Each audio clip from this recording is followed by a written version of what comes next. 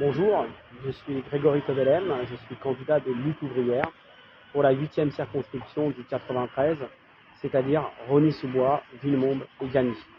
En fait, là, je suis à la gare de Rosny-sous-Bois et c'est là, sur les chemins qui menaient de ma cité de centre-ville vers le collège, que j'ai découvert les idées de lutte ouvrière, plus exactement les idées trotskistes et communistes révolutionnaires. Effectivement, à cette époque, Lutte ouvrière avait fait une grande campagne pour défendre la perspective du communisme.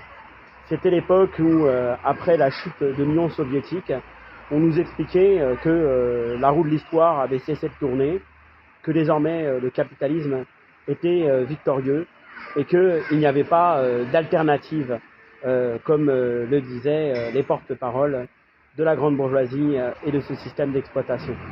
Et moi j'ai découvert sur des affiches, sur une campagne d'affichage, qui disait le communisme n'a rien à voir avec le visage barbare qu'en a donné le stalinisme, que le communisme était toujours l'avenir de l'humanité, et bien qu'il existait un courant, justement un courant, qui défendait cette perspective-là, l'idée que l'exploitation de l'homme par l'homme, l'idée que les guerres impérialistes qui existaient évidemment et qui étaient menées à l'époque, eh ben c'était pas une fatalité.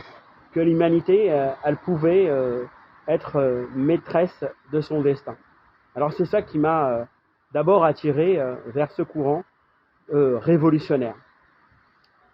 Et depuis cet âge-là, depuis donc le troisième, depuis le collège, eh ben, je milite pour les idées de la révolution et pour les idées du communisme.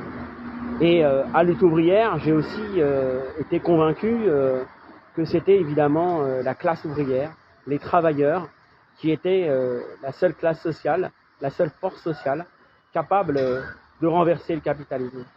Que quotidiennement, dans leur combat pour leur droit à l'existence, pour leur droit à un travail, à un salaire digne, pour résister à l'exploitation et aux aggravations de l'exploitation, eh ben, la lutte des travailleurs, elle rejoignait un combat bien plus large, qui était justement d'en finir avec l'exploitation capitaliste, l'exploitation de l'homme pour l'homme. Aujourd'hui, la jeunesse, elle s'engage, et c'est une bonne chose, sur bien des terrains, bien des luttes. Elle lutte contre bien des oppressions, que ce soit le racisme, que ce soit le sexisme, que ce soit les problématiques climatiques.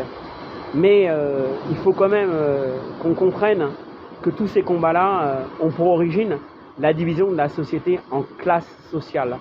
Et que cette division de la classe sociale, elle est fondamentale. C'est elle qui est à l'origine de toutes les autres formes d'oppression.